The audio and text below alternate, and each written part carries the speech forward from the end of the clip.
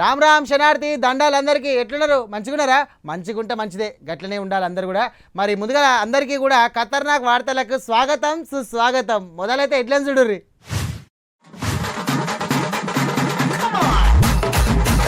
America పోదట రాజీ, 20 ఏళ్ళు నడుతుందా మరి? రెండో నాడు సాగింది సమ్మె, బయటకు వెళ్ళలేదట బస్సులను నమ్మకే. పిల్లగాళ్ళకు రేపటి సంది సుట్టి, మరి పోతారా అమ్మమ్మోళ్ళింటికి? చలో ముచ్చట్లు తెలుసుకుందాం. ఇవాళ ఏందో ముచ్చట్లు. ఇక బస్సుల ముచ్చట చెప్తా మొదలైతే. ఈ బస్సులు ఏందో కానీ ఇవాళ సుత కాలు విక్తానే మొత్తం ఇట్లా గుంజి పాడైతున్నాయి. నాకైతే కాలు మొత్తం పిక్కలు నొచ్చి పాడైతానే. ఏం చేద్దాం మరి, గట్టున్నది కథ. దగ్గరే కదా అని చెప్పేసి నడుచుకుంటూ వస్తానా, నడుచుకుంటూ పోతాను ఆఫీస్కి. ఇవాళ సుత గట్టే నడుచుకుంటూ వచ్చిన. బస్సులు ఎన్న నడుతాయో ఏందో తెలియక నెత్తి ఖరాబ్ అవుతుంది. ఎన్నడు చాలైతే ఏమో మరి. ఇంకా ర్యాపిడోనో ఊబరో పెట్టుకుంటే ఏం పోవు నడుచుకుంటూ వచ్చుడు ఎందుకని అనుకుంటారా. కానీ పోను 50 రాని 50, ఒక్కొక్క బారు 100 రూపాయలు అంటే వట్టినే కట్టాలి. అందుకనే ఇంక కట్టమన్నట్టు. సరే మనందరికీ ఎట్లుందో చూద్దాం కానీ నడురు ఒకసారి మొత్తం అంతా ఎట్లా నడుస్తుందో బస్సుల సమ్మె. బస్సులు బంధు, ఇంట్లోకేంచి ఎవరు బయటకు అత్తలేరు. పోవాలన్నా తిప్పలే, రావాలన్నా తిప్పలే. గందుకే ఇంట్లో ఉండడం నయం అనుకొని బయటకు వెళ్తలేరు జనాలు. బస్సులన్నీ డిపోలనే ఆగినాయి. ఒక్క బస్సు సుత బయటకు అత్తలేదు. సిటీల రూట్కు 3-4 తిరుగుతున్నాయి. ఇక కానీ అందులో పీకనే ఉంటాండ్రు జనాలు. కూర్చుందామంటే సీట్లు లేవు, నిల్చుందామంటే జాగలేదు. ఎక్కేతందుకు బస్సులు సుతా ఆపుతలేరు. కొన్నిటి కాడ టైట్ ఉండు చేయబట్టి అన్నట్టు. తెల్లారక ముందుకేంచే ఆర్టీసీ కార్మికులు ధర్నా చేసుడు చాలు చేసిర్రు. అన్ని సంఘాలు, అన్ని అసోసియేషన్స్, అన్ని కార్మిక సంఘాలు అన్ని కలిసి రెండో రోజు విజయవంతంగా సమ్మెను కొనసాగిస్తున్నారు. సమ్మె ఎందుకు చేస్తున్నామంటే మాకు టైం పాస్ కాదు. గత పాలకులు ఆర్టీసీని ప్రభుత్వం విలీనం చేస్తా అని చెప్పేసి తమ మేనిఫెస్టోలో పెట్టుకుని దాదాపు 2.5 సంవత్సరాలు అయినప్పటికీ మమ్మల్ని ప్రభుత్వం విలీనం చేయకుండా కాలయాపన చేస్తున్నందుకు గత సంవత్సరం క్రితమే సమ్మె నోటీసు ఇచ్చి సమ్మెకి వెళ్దామన్న సందర్భంలో ఇండియా పాకిస్తాన్ యుద్ధం రావడంతో అప్పుడు ప్రభుత్వము కాస్త సమయం కావాలని కోరింది. అయినప్పటికీ సంవత్సరం పూర్తయింది, సమయం ఇచ్చాము, కానీ కాలయాపన చేసి ఆ సమస్యను పరిష్కారం చేయలేదు. ఆ తర్వాత కూడా చట్టాలకు లోబడి, లేబర్ చట్టాలకు లోబడి సమ్మె నోటీసు ఇచ్చి 41 రోజులు వెయిట్ చేసి చర్చల పిలవకుండా సమ్మెలు నెట్టినటువంటి ఈ ప్రభుత్వాన్ని హెచ్చరిస్తూ మా యొక్క న్యాయమైన డిమాండ్లను పరిష్కరించాలని చెప్పేసి ముక్తకంఠంతో యావత్ ఆర్టీసీ కార్మికులంతా కూడా స్వచ్ఛందంగా ఈ సమ్మెలో పాల్గొంటున్నారు. రోడ్ అంతా ఆలే కనిపిస్తాండ్రు. ఏడికాడ బస్సులు ఆగిపోడు చేయబట్టి ఇక ప్రజలు మస్తుగా ఇబ్బంది పడతాండ్రు. పెద్దసార్లు మాట్లాడిర్రు, అయినా సుత ఇన్లేదు. ఇల్లు కొన్ని డిమాండ్లు పక్కకు పెట్టి తదుప మాత్రం చేస్తాము, గా కొన్నిటి గురించి ఆలోచిస్తామన్నట్టు చెప్పుకొచ్చిరన్నట్టు. లేదు అన్నిటికీ అన్ని చేర్చాలే అని నిన్నటి సంది సమ్మె చేస్తాండ్రు. సర్కారు భయపడతలేదు, ఇల్లు తగ్గుతలేరు. మా యొక్క నమస్కారాలు. మేము అడుగుతున్నది ఏమీ లేదండి. మీరు మేనిఫెస్టోలో ఏదైతే పెట్టారో ఆర్టీసీ కార్మికులను ప్రభుత్వంలో విలీనం చేస్తామనేసి చెప్పారు. ఆల్రెడీ గత ప్రభుత్వం దీన్ని 95% పని పూర్తి చేసి పెట్టింది. మీరు చేయాల్సింది ఒక 5% ఉంది అండి. మీరు ఒక అపాయింటెడ్ ఇచ్చి మా అందరినీ ప్రభుత్వంలో విలీనం చేసి ఏం లేదండి, మీరు చెప్పిన విధంగానే అంతే. దాన్ని ఒకటి చేస్తే మేమందరం చాలా సంతోషంగా ఉంటాము. అలాగే ఆర్టీసీ కార్మికులు అంటే గత ప్రభుత్వం ఇలా చేసింది అలా చేసింది అని చెప్తున్నారు. మీరు మాత్రం మాకు మంచి చేస్తామనేసి మీరు ఎన్నో స్పీచ్లు ఇచ్చారు. కానీ మమ్మల్ని ఆ గత ప్రభుత్వం లాగానే మాకు ఇప్పుడు మీరు అన్యాయం చేస్తున్నారు. అలా కాకుండా మీరు మాకు ప్రభుత్వంలో విలీనం చేసి మా అందరినీ ఆదుకుంటారని కోరుకుంటున్నాను. ఎవరి కాళ్ళు కరెక్టే ఉండరు కానీ ఇటు ప్రజలకు తక్లీఫ్ కాబట్టి అని మస్తు బాధపడుతున్నారు జనాలు. పోయేతందుకు అయితలేదు, వచ్చేతందుకు అయితలేదు. ఎటన్నా పోదామంటే ఇబ్బంది నాయే, అర్థమంటే ఇబ్బంది నాయే. మరి పోయేదెట్లా, వచ్చేదెట్లా? తెలంగాణను కారు పార్టీ ఏర్వల్ల సుత ఇలా సమ్మె చేసిరన్నట్టు. మళ్ళీ ఇప్పుడు చెయ్యబట్టే మరి ఇది ఎన్నొద్దుల దాకా పోయి ఆగుతుందో, సర్కారీలను ఏమని బుజ్జగిస్తుందో చూడాలి. సమ్మె రెండవ రోజు దిగ్విజయంగా కొనసాగుతూ ఉన్నది. మా యొక్క సమస్యలు పరిష్కారం అయ్యేంత వరకు సమ్మె కొనసాగుతోంది.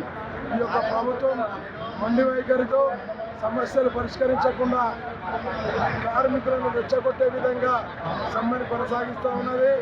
మా యొక్క సమస్యలు ఎంత తొందరగా పరిష్కరిస్తే అంత తొందరగా బాగుంటుందని కోరుకుంటున్నాము. ప్రజలకు ఎలాంటి అసౌకర్యం కలగకుండా ఈ యొక్క సమ్మెను తొందరగా కార్మికుల యొక్క సమస్యలను పరిష్కరించాలని కోరుకుంటున్నాము. ఓట్ల పండగ ఉంటే అందరికీ టెన్షనే ఉంటుంది. ఓటేసేటోళ్ళకు సుత టెన్షనే ఉంటుంది. ఓటర్లను వాళ్ళ దిక్కు పెట్టుకునే తందుకు ఎన్నో చేస్తారు, కానీ ఓట్లను వింతగా చేస్తారా? అంతేకాదు, ఓట్లు వేసేటప్పుడు ఓట్ల కోసం బండ్లు పెడతారు, కార్లు పెడతారు, కానీ ఓటింగ్ బూత్కు గమ్మత్తుగా మాడతారా? కానీ గిడ చూడరి ఎంత మంచిగా ఉందో. అయితే చూసేది ఏంటంటే ముచ్చట ఈ బూత్ ఎంత సూపర్ ఉందో.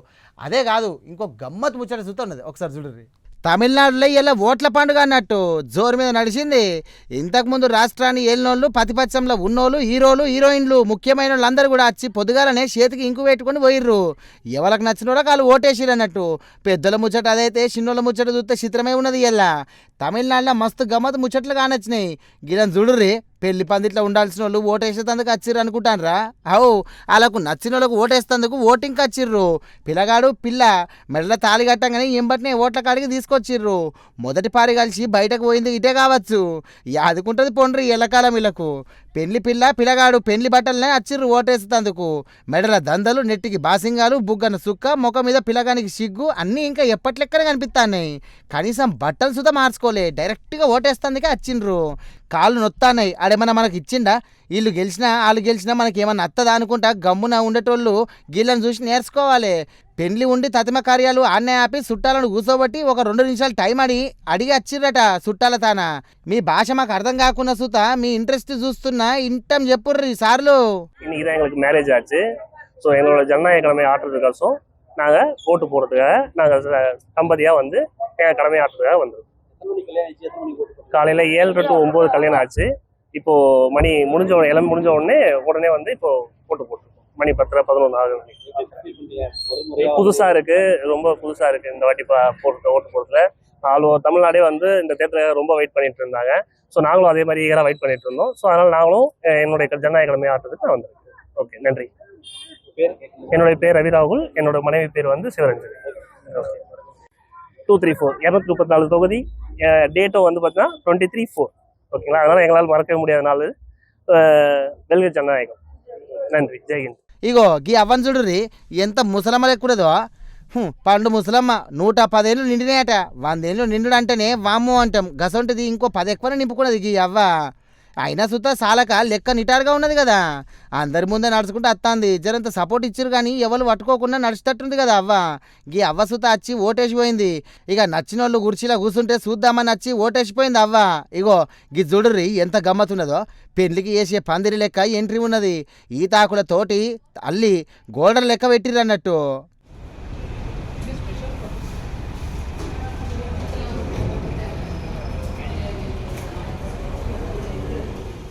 ఓట్లేసే తానే అడ్డు పెట్టి ఆళ్ళని చూత ఇక ఈతాకులతోటి పెట్టిరు అన్నట్టు. మొత్తం సాంప్రదాయం ముట్టి పడుతుందిగా. పోలింగ్ స్టేషన్ కథది అన్నట్టు. తిరువల్లూరు నియోజకవర్గంలో మస్తు చోట్ల ఇట్లనే పెట్టిర్రు. చూస్తే పెళ్లి పందిరి లెక్కున్నది. ఎలకం అదిరిపోయింది. ముగ్గులు డిజైన్లు చూస్తే ఖతర్నాక్ ఉన్నాయి. ఏ మాటకు ఆ మాటని అనుకోవాలి కానీ భలే ఉంది కదా వాళ్ళకి ఈ ఎంట్రీ. పోయిన ఫోన్ దొరకమంటే దొరుకుతుందా? అసలుగా దొరకదు. ఒక పారి ఫోన్ పోయిందంటే దొరుకుడు కట్టమే. నీలారిచి దండం పెట్టుడే. ఇక ట్రైన్లో పోంగా జరిగిత గిట్ల కునుకు తిత్తే కథే. పర్సులకేంచి అంగట్ల జేబులకేంచి కొట్టేస్తారు ఫోన్లను. కథం అందుకొని అవతల పడతారు. ఇక ఎత్తుకపోయింది ఏమన్నా వాడతారా? ఇక వాళ్ళకో సెకండ్ హ్యాండ్ కింద అమ్ముతారు. లేకపోతే ఇక గట్టిగా జగదీష్ మార్కెట్ దిక్కు పోయి అమ్ముకత్తారు అగ్గవసగ్గకు. మరి ఫోన్ పోతే పోలీస్ కంప్లైంట్ ఇస్తే ఏమవుతుంది అంటారా? వాళ్ళకు పెద్ద పెద్ద కేసులు ఉంటాయి. గీయడ పట్టించుకుంటారు అనుకుంటానరా? అయితే చూడరు ముచ్చట. ఓ బాసు, నీ ఫోన్ పోయిందా? మీది ఒప్పోనా, శాంసంగా, చిన్న ఫోనా, పెద్ద ఫోనా, డబ్బా ఫోనా, టచ్ ఫోనా, చైనా ఫోనా, ఇండియా ఫోనా, ఏదైనా సరే మీ ఫోన్ అయితే రాండ్రి. ఫోన్ పట్టుకొని పోర్రి. 5 కాదు 10 కాదు 500 ఫోన్లు దొరకబట్టిర్రు పోలీసారోళ్ళు. లైన్ పెట్టున్నాయి, సూటికున్నాయి. ఫోన్ల దుగ్నం లెక్క కానొత్తందిలే ఇది. కానీ కాదు, పోయిన ఫోన్లు దొరికినాయి. దొంగలెత్తుకపోయిన ఫోన్లను దేవుళ్ళు అడగచ్చి ఇచ్చిర్రు. మరి బండి మీద ఓంగైనా, బస్ స్టాండ్ లెవెల్ అయినా కొట్టేసిన, ట్రైన్ లెవెల్ అయినా ఎత్తుకపోయినా మీ ఫోన్ పోయిందని కంప్లైంట్ ఇస్తే ఫోన్ వివరాలు అరుచుకొని ఏడుందో ట్రాకింగ్ చేసి మీ ఫోన్ మీకు పట్టుకొచ్చి ఇస్తారు. ఇవన్నీ అట్లా దొరకబట్టుకొచ్చిన ఫోన్లే. అందరిని స్టేషన్కి పిలిచి ఎవరి ఫోన్ అలాకి ఇచ్చిర్రు పోలీసార్లు. చిత్తూరు జిల్లాలో ముచ్చటిది. ఈ 501 ఫోన్ల విలువ 1,20,00,000 దాకా ఉంటుందట. అబ్బర కొడుక, ఒక్క ఫోన్కు 10,000 కావచ్చు, కానీ కొట్టేత కోట్లు పోండ్రి. అందుకే ఫోన్లు ఎత్తుకపోయి కోటీశ్వర్లు అయినరు దొంగలు. హాటెన్కా దొరికి జైల్లో ఊసలు లెక్క పెడతారనుకోర్రి. చూస్తే ఆ రిక్వెస్ట్ కూడా వెంటనే అందరూ మన చాట్ బాట్ ద్వారా ప్లస్ ఈ సిఐఆర్ పోర్టల్లో కూడా డైరెక్ట్గా ఎంట్రీ పెడుతున్నారు. ఇది మన జిల్లా కాకుండా స్టేట్ వ్యాప్తంగా కూడా, తర్వాత కర్ణాటక, తమిళనాడు, కేరళ, మహారాష్ట్ర ఆ స్టేట్స్ నుండి కూడా ఫోన్స్ రికవర్ చేయడం జరిగింది.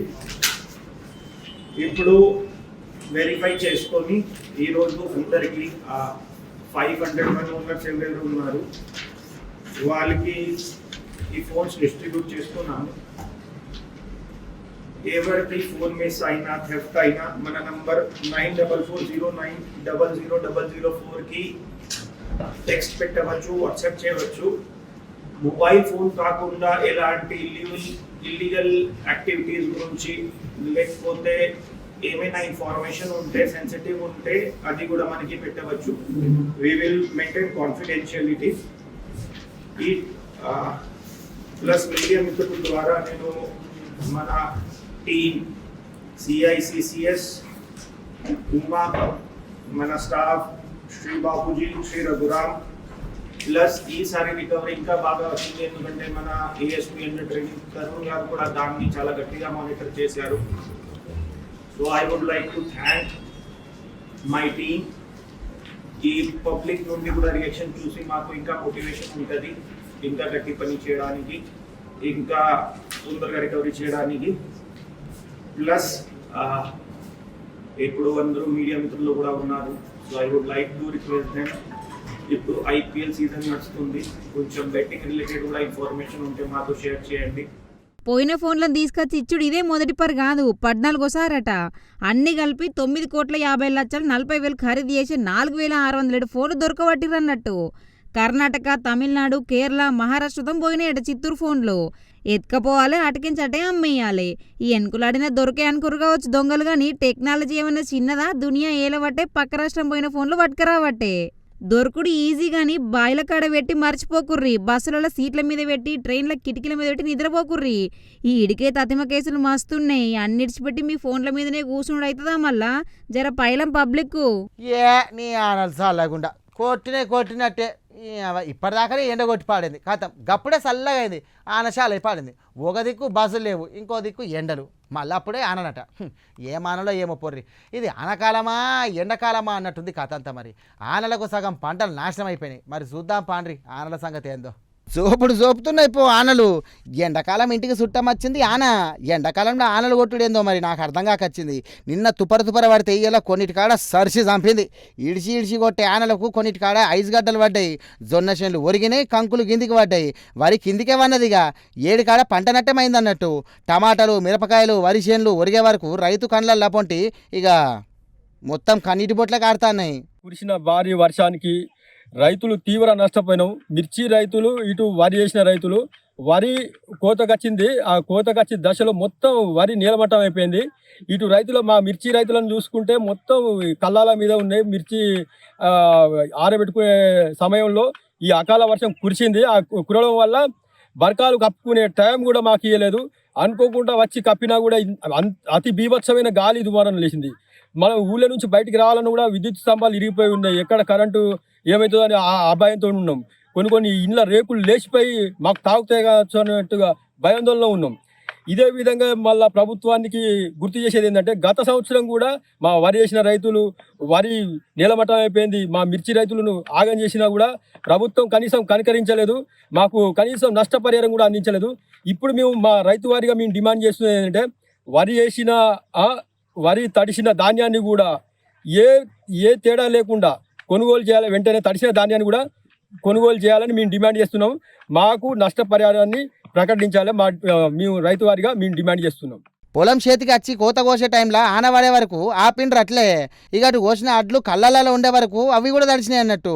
తడిచిన అడ్లు గట్టిగా ఎండగొడితే ఎండుతాయి కావచ్చు, కానీ కోతకొచ్చిన పొలం గురించి జనంత తక్లీఫ్ అవుతుంది.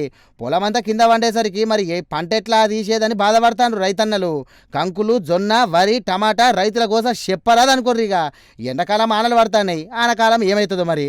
పంట ఏమన్నా మార్చుడు అవుతుందో లేకపోతే పంట వండియద్దో కానీ ఇక ఈ ఆనలు ప్రతి ఏటా రైతును ముంచుతున్నాయి అన్నట్టు.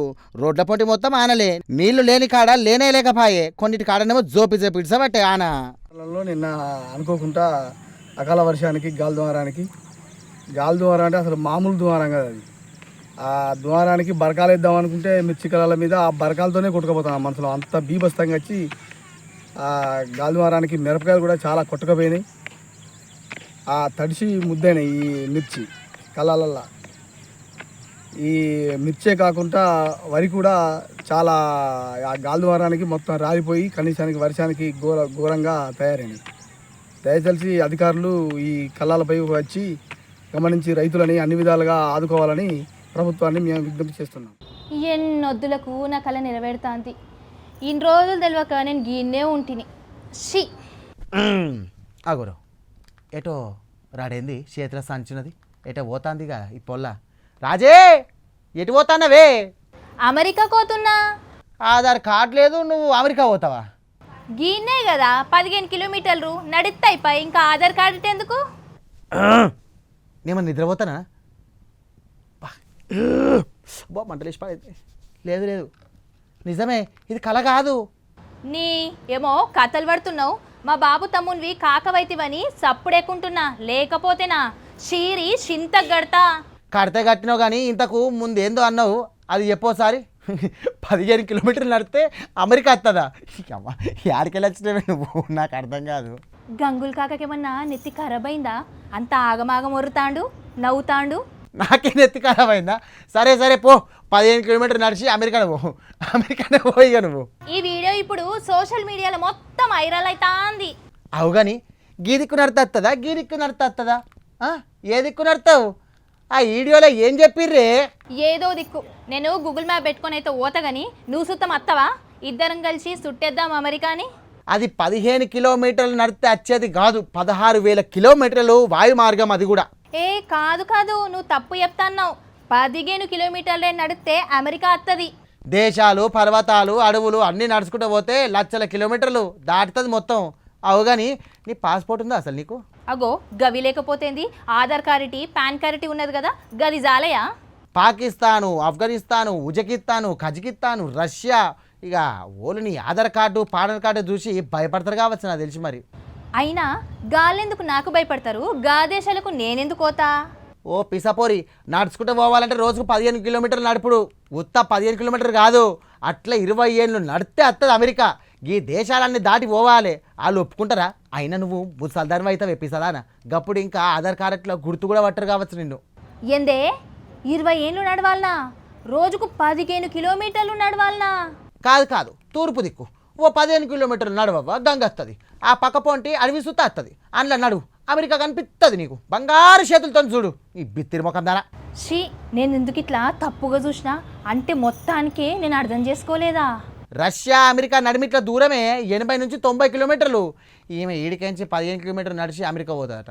అమెరికా షీ, ఈడికే తలదీసినట్టు అనిపిస్తాంది. అందరికీ ఎప్పుకుటి బట్టలు చదురుకుట్టి, మేకప్ సామాన్ చదురుకుట్టి పోతున్న అమెరికా అనబట్టి ఏందో. పోతావా? గా రష్యాలో ఉన్న బేరింగ్ జలసంధి చలికాలంలో గడ్డగడుతుంది. అప్పుడు ఓ 80 నుండి 90 కిలోమీటర్లు నడితివంటే అయిపోయి అమెరికాలో ఉండే అలస్కా పోతావు అన్నట్టు. మరి రష్యా ఎట్లా పోవాలి? పాకిస్తాను, ఆఫ్ఘనిస్తాను, ఉజ్బెకిస్తాను, కజకిస్తాన్ వాళ్ళు రాజీ రా రా రాజీ రా, నీకు వీసా ఇస్తాం మా దేశంలోకి, ఆడలకి నడుచుకుంటా పో అని పూలపాన్ పేసి ఎత్తారు నీకు దాటి. నాకేమైంది? బంగారం లెక్క ముద్దుగున్నా నన్ను చూసి ఎత్తారు కావచ్చు, అయినా నీకెందుకు కుళ్ళు గంతగనం? అబ్బో చక్కదనాలు అందం. సరే పోతావో, నాకెందుకు కుళ్ళు. కానీ మరి తిండెట్లనే? ఇంటికాడకెంచి రొట్టెలు పులిగోర కట్టుకొని పోతా. మరి 20 ఏళ్ళు పాసిపోకుంటుంటాయా అవి?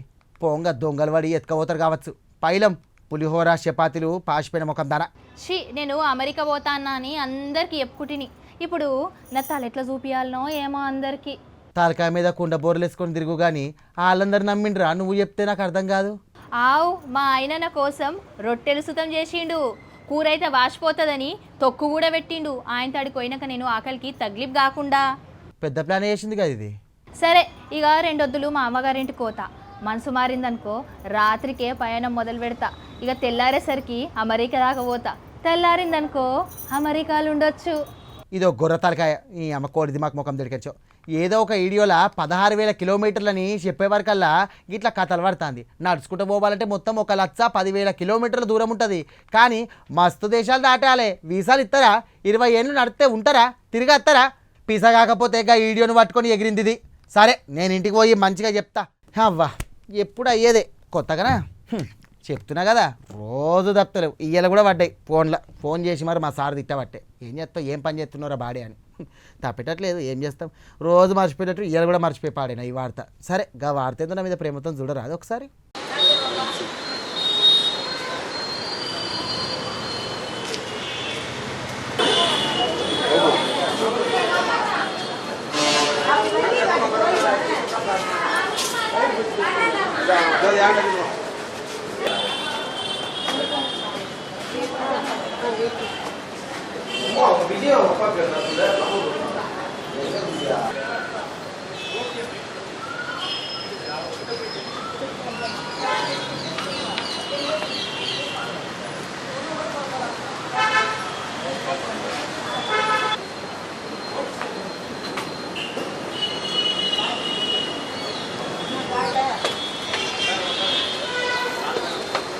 வரீங்களா ஏய் ராகத்தில் வந்துருக்கா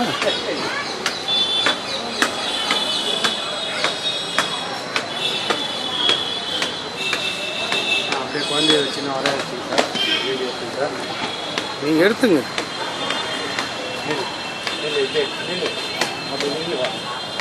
தள்ளி சார் சார் கொஞ்சம்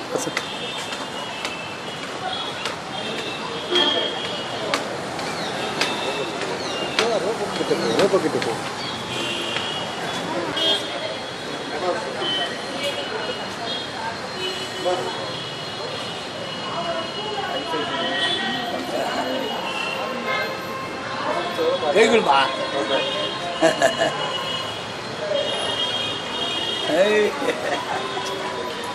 ஹலோ ஹாய்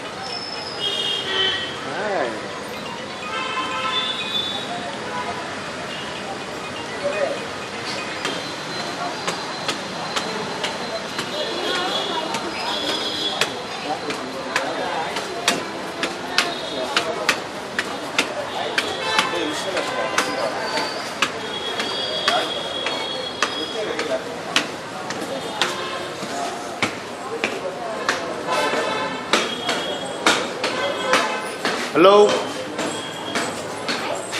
గివి రెడ్ ఖతర్నాకు వాడతాడు ఎటుడే ఖతర్నాకునేలే మరి మళ్ళీ ఒక ముచ్చడితో మళ్ళీ కలుతా గప్పర్ దాకా చూస్తూనే ఉండుర్రి మన ప్రైమ్ 9.